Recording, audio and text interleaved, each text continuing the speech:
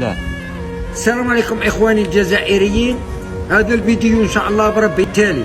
اول واحد 65 عام في الجزائر يقول نحرق في البوطي جربت، حوست، صليت، درت سبور، درت اللي ما داروش كاع الناس. راني نموت قوت، راني نموت غير بالعقل، راني لا دار لا دوار لا سكنة لا ريزيدونس لا خدمة لا صدمة. ماذا بكم يا خوتي؟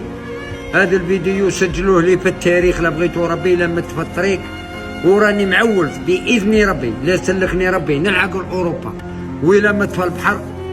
ما تنسونيش هذا الفيديو اللي شوفوا ماذا بكم طلعوه وفوتوه، خليه يفوت في التاريخ، يبقى في التاريخ كما قعد الأمير عبد القادر والشيخ بوعمامة. يا نمر 65 عام ونحرق في البوطي، وراني مأكد بروحي لي بلي نروح. هذا الناس اللي باغا تعاوني باه نروح في بوطي، الله يرحم والديكم وربي يقويكم في الخير تاعكم.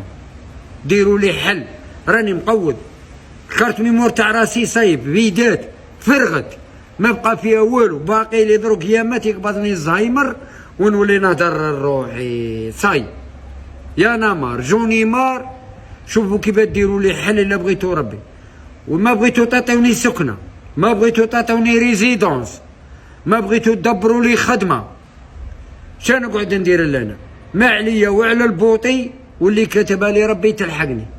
وإلا كراني الحوت بالك الحوت يوم القيامه يقرب بيا. البلاد هذه ما والو، الله غالب، الله غالب احوجي. حسبي الله ونعم الوكيل، حسبي الله ونعم الوكيل، حسبي الله ونعم الوكيل، حسبي الله ونعم الوكيل.